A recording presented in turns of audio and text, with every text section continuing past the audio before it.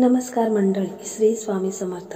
स्वामी महाराजांच्या कृपेने तुमच्या मनातील सर्व चांगल्या इच्छा ह्या लवकरात लवकर पूर्ण होत एवढी स्वामींना मी प्रार्थना करते आणि आजच्या या नवीन व्हिडिओला सुरुवात करते. तर येत्या 2 डिसेंबरला मार्गशीर्ष महिना हा सुरू झालेला आहे. तर ह्या मार्गशीर्ष महिन्यामध्ये आईने आपल्या मुलांवरून ही वस्तू आहे तर ती उतरून टाकायची आहे.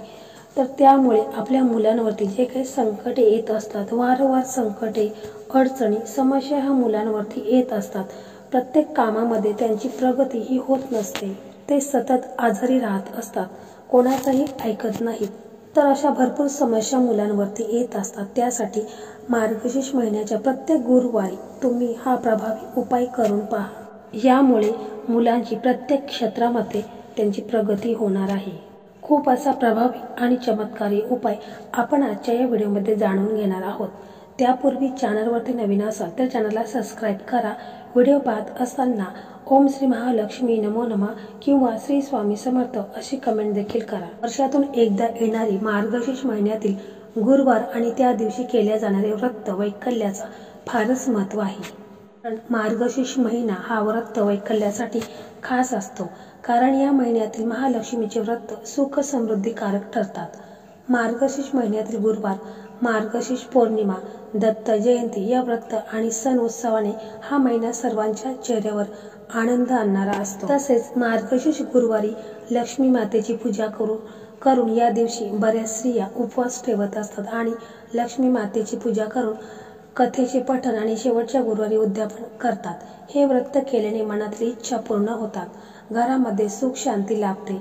आपल्या घरी सुख शांती तसेच मनातील सर्व इच्छा आकांक्षा पूर्ण करायच्या असतील तर आपण या व्रताला पूर्ण मनोभावाने आणि विश्वासाने करायचे आहे. श्री महालक्ष्मी माता आपल्या कुटुंबावर आणि आपल्यावरही कायम कृपा करते. असं देखील म्हणतात की या दिवशी माता लक्ष्मी ही सूक्ष्म स्वरूपामध्ये आपल्या घरामध्ये ही वास करत असते. म्हणूनच आपण माता लक्ष्मीची विधिवत पूजा करायची आहे, व्रत करायचे आहे. आपल्या घरामध्ये स्वच्छताही ठेवायची आहे, कारण जिथे स्वच्छता असते तिथेच माता लक्ष्मी असते. तर मार्गशीर्ष या महिन्यात देवी लक्ष्मी पृथ्वीवर अवतरते अशी धार्मिक श्रद्धा देखील आहे. असं म्हटलं जातं की या महिन्यातील एखाद्या गुरुवारी देवी लक्ष्मी त्या व्यक्तीच्या घरी जाते ज्याचे घर स्वच्छ आणि पवित्र असतं, त्या कुटुंबात आनंद आणि चांगलं वातावरण असतं. अशात या दिवशी घरात स्वच्छता ही अवश्य ठेवायची आहे. तसेच मार्गशीर्ष महिन्यात शंकर भगवान, महालक्ष्मी आणि श्री विष्णूंची देखील पूजा केली जाते आणि म्हणूनच मार्गशीर्ष गुरुवार हा श्री माता लक्ष्मी व श्री हरी विष्णू यांची पूजा करण्याला विशेष असे महत्त्व आहे. आणि या दिवशी पूर्ण दिवस महिला उपवास करत असतात. त्याचप्रमाणे संध्याकाळी पूजा वगैरे, आरती वगैरे करून घेतात आणि देवीला गोड नैवेद्य दाखवत असतात. तर अशा प्रकारे हे व्रत करत असतात. तसेच आपल्याला हा जो उपाय करायचा आहे तर हा उपाय आईने आपल्या मुलांसाठी करायचा आहे. कारण प्रत्येक आईला असं वाटत असतं की माझ्या मुलाची प्रत्येक क्षेत्रामध्ये प्रगती होऊ दे, अभ्यासामध्ये प्रगती होऊ दे, किंवा तो व्यवसाय करत असेल त्याच्यामध्ये त्याची प्रगती होऊ दे, किंवा शेती करत असेल. असं कोणत्याही आईला असं वाटत नाही की माझ्या मुलाची प्रगती होऊ नये. प्रत्येक आईच्या मनापासून कळकळीने ती विनंती करत असते की माझा मुलगा हा पुढे जाऊ दे, तो जीवनामध्ये यशस्वी होऊ दे, असं तिचं स्वप्न असतं. मग तो तिचा मुलगा असू द्या किंवा मुलगी असू द्या, परंतु तिचं हे स्वप्न असतं. कारण आपण पाहत असतो की आपली मुलं अभ्यासामध्ये खूप हुशार आहेत, अभ्यास देखील ते करत असतात, परंतु त्यांचं जे अभ्यास करतात त्याच्यामध्ये त्यांचं लक्ष लागत नाही. तसेच नोकरी करत असतील तर नोकरीमध्ये देखील त्यांना भरपूर अशा अडचणी, समस्या या वारंवार त्यांना येत असतात. त्यांचं प्रमोशन देखील होत नाही किंवा त्यांना जॉब लागत नाही. तर अशा भरपूर समस्या ह्या मुलांवरती येत असतात. किंवा मुलांचा व्यवसाय असेल तर तो देखील व्यवस्थित चालत नाही. अशा भरपूर समस्या या मुलांवरती येत असतात. उच्च प्रतीचं शिक्षण घेतलं तरी देखील त्यांना नोकरी मिळत नाही. प्रत्येक कामामध्ये त्यांना अपयश हे येत असतात. त्याचप्रमाणे काही मुलं लहान असतात, ते इतरांचं ऐकत नाही, आई वडिलांचा देखील ऐकत नाही, इतरांना उलटसुलट बोलत असतात. त्याचप्रमाणे काही मुलं असतात की त्यांना इतर मुलांच्या संगतीला लागून त्यांना व्यसन देखील लागलेला असतो.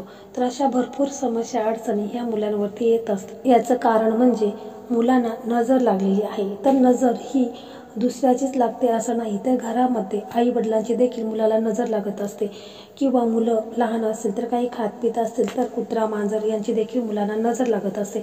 नजर ही बाहेरच्या लोकांची नाही तर घरातल्या लोकांची सुद्धा नजर लहान मुलाला लागत असते. तर अशा ते आपल्याला हा एक उपाय, सर्वात महत्त्वाचा उपाय आपण आजच्या या दिवशी म्हणजे गुरुवारी करायचा आहे. तर हा जो उपाय आहे तर हा उपाय तुम्ही मार्गशीर्ष महिन्यामधल्या प्रत्येक गुरुवारी केला तरी देखील चालेल. तुम्हाला जसा वेळ मिळेल त्या दिवशी तुम्ही हा उपाय करू शकता. हा उपाय आहे तर हा उपाय मुलाची आई करू शकते. जर आई नसेल तर मुलाची आत्या असेल, मावशी असेल, काकू असेल, या कोणीपैकी हा उपाय करू शकतात. तर यासाठी बघा आपल्याला गुरुवारी संध्याकाळी हा उपाय करायचा आहे.